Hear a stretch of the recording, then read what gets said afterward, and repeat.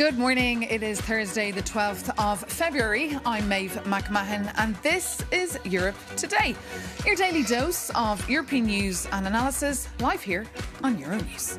Coming up, EU Retreat Day is here. European heads of state and government are spending this Thursday in the middle of the Belgian countryside in a 16th century castle. Despite the beautiful backdrop, the ghosts of the past will haunt them. On the agenda, the same debate about Eurobonds and a buy European rule that's been going round in circles for years. Mario Draghi and Enrico Letta will also be on site, offering their tips on how the EU can compete with the US and China. But the big debate remains over who should pay. For more on this informal summit, which in EU jargon means there'll be no formal conclusions, we're joined here in the studio by our EU News editor, Maria Tadeo, before she makes her way to that very gathering. Good morning, Maria. Just remind our viewers, what is at stake today? Well, Maeve, it is an informal summit, but to some extent, there's very little informal about it, and it is very intentional, because when we spoke with the president of the European Council, Antonio Costa, and he told us on Euronews, yes, this gathering will take place, and Mario Draghi will be invited. Of course, Mario Draghi, just to give a background, some context to our viewers, this is a man who is highly influential in the European diplomatic circles. Everyone who's important to that extent, or who's someone who would like to think I am someone in this space, in the capitals here in Brussels, but also just in the overall sphere of European policy making, reads every speech and every word that he says. So he will participate in this meeting. But going back to Antonio Costa, he told us clearly we need to come out of this with new impetus. We need clear political guidance from the capitals and the member states. Last year, we focused a lot on security. This year, we need to focus on the European economy, on competitiveness, and really bolster the single market, and that has to be intentional. So in a way, the value of this informal gathering today is the sequence that it could kickstart to reorient the European economy. We're starting to see, of course, the different groups that are emerging. Emmanuel Macron, obviously, yes, he is much weaker at home, and he's seen better times in domestic policies, but he still knows how to make a headline, how to make news, but also how to kickstart debates. He gave an interview to the European press at the start of the week saying we need now this capability, this capacity to borrow collectively. Obviously, that means Eurobonds. He's putting on the table more Europe, a Europe that is able to protect. He joked yesterday, whenever you hear a French guy say protection, you go, oh, protectionism, but trust me, it's not the case. But of course, for others, it sounds a lot like my companies and Europe, and that's very much it. The other side to the story is Germany, the Belgians, also Italy on this camp, who argue, look, ultimately, these are very intellectual debates. We cannot do everything at once all the time. The way to fix the European economy is to really channel through the industry. And that means more leniency when it comes to targets, a pragmatic approach to climate, and let's just throw everything at the European industry and provide the tools they need, including lowering energy prices. So a lot more pragmatic. Indeed. So we should expect a big battle today, just briefly. Look, we should expect a big battle. Obviously, the question of the Eurobonds, however, it's not shocking to me, because ultimately the point of this meeting is to talk about the report largely that Mario Draghi put out. The big question that he stated in this report was, if we talk about an independent Europe, what does that mean? It means it's a Europe that can protect itself with a strong economy and can set out its own policy. To do that, he said there is an investment gap of around 800 billion euros a year. The question is, how do you pay it? He talked about private and public money, but the question of the funding and the financing to that extent is inevitable. The value of this meeting is a sequence that it will kickstart. It will go into March, I'm pretty sure, and by the summer, something's got to give. Indeed. Maria Tadeo, thank you so much for that. And of course, for more on that retreat, we'll have a live blog running all day on Euronews. Maria will be there on location with a number of other Euronews reporters. But now, while everyone here in Brussels may have heard of Mario Draghi, and he may be highly respected and regarded here, not everyone remembers exactly why he's so famous. Here's Jakub Janis with a quick refresher. Meet Super Mario, a former Italian Prime Minister, ex-head of the European Central Bank, and a man currently spinning the threads of Europe's fate. You don't believe me? Just listen to that. We remain merely a large market, subject to the priorities of others? Or do we take the steps necessary to become one power? So why is this retired banker suddenly the most important man in Europe? Level 1. During the 2012 financial crisis, he famously promised to do whatever it takes to save the euro. And his policies saved the currency you're using now every day. But the price was high. He was the face of austerity. And if you are from Southern Europe, you know exactly the meaning behind cuts, unemployment, and a legendary battle with his nemesis, Greek minister Yanis Varoufakis. And Varoufakis wanted to end the belt-tightening measures, but our Mario simply pulled the plug on Greek banks to force a deal. Level 2. Fast forward to 2026. The EU is losing the competitiveness game against the US and China, but Mario's new power-up is called pragmatic federalism?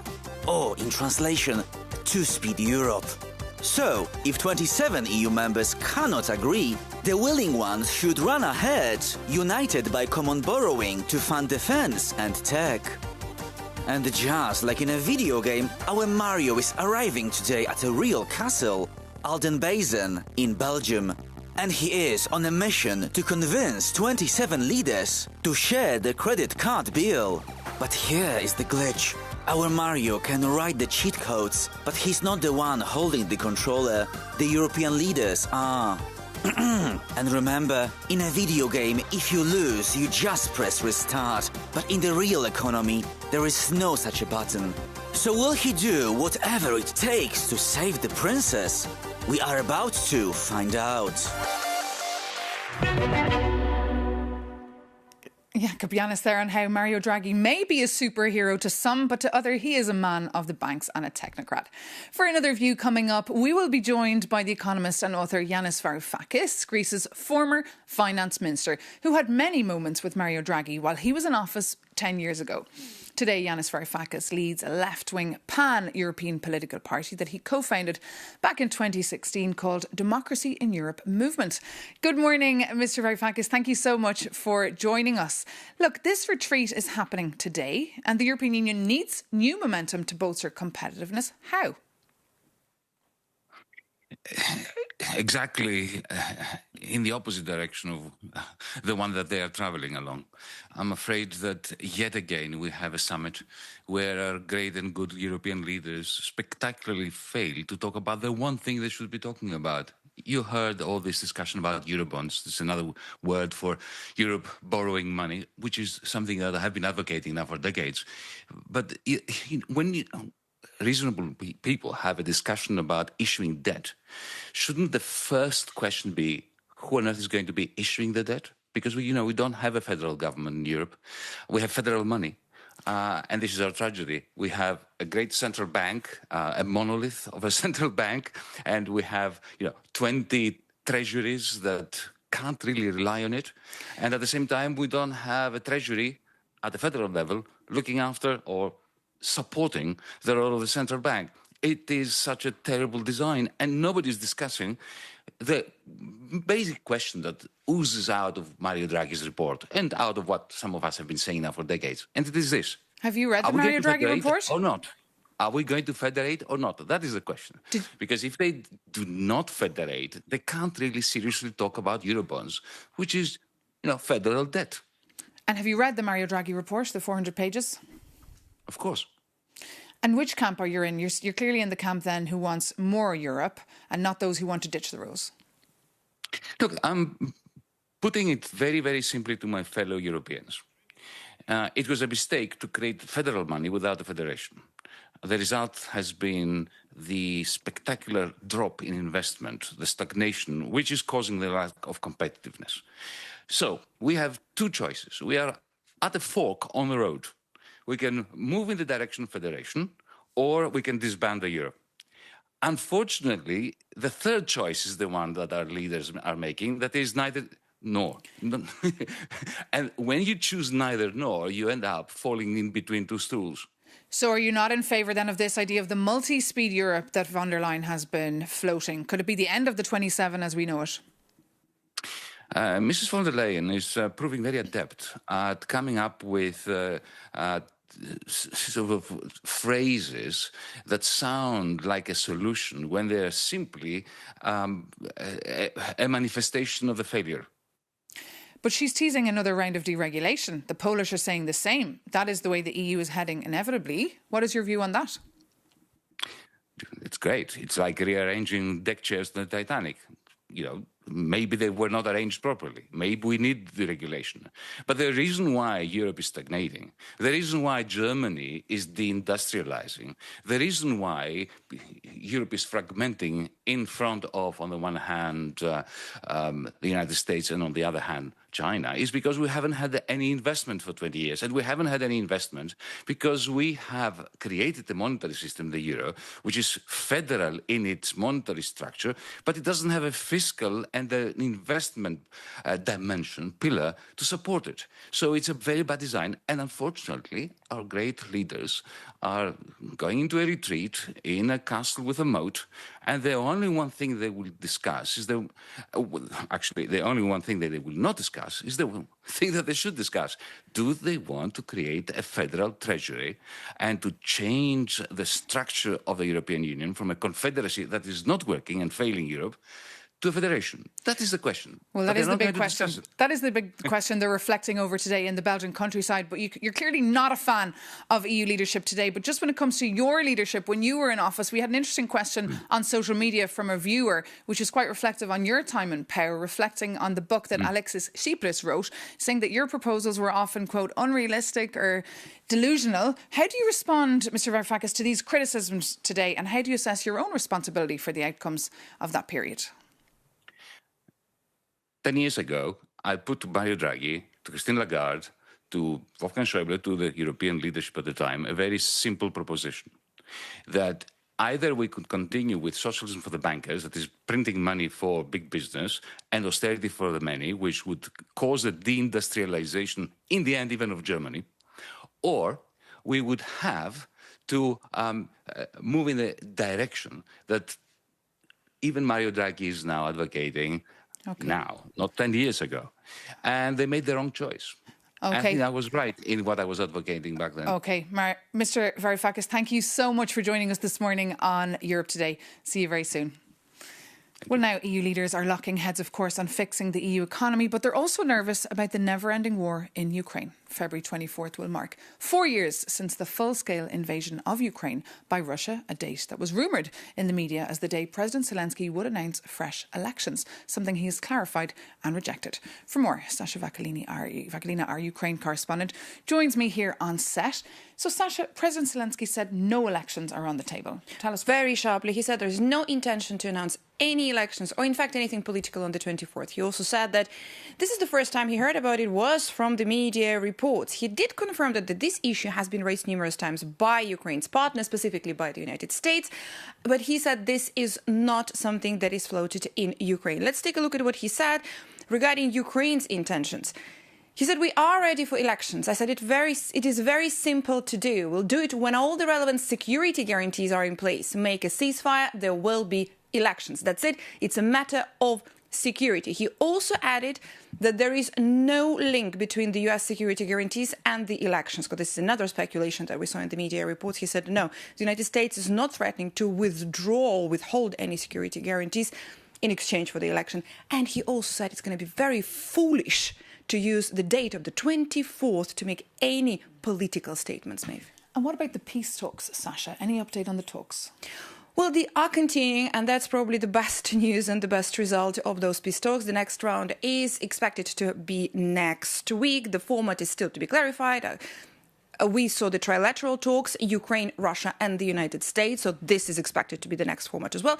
But there's not much hope regarding the result. Now, Euronews sources at NATO in Brussels said, for example, that one of the main topics at the meetings this week at NATO, including the defense ministers meeting on Thursday today, is to have the better visibility regarding Ukraine Pearl program and to have the visibility from 6 months to up to 1 year.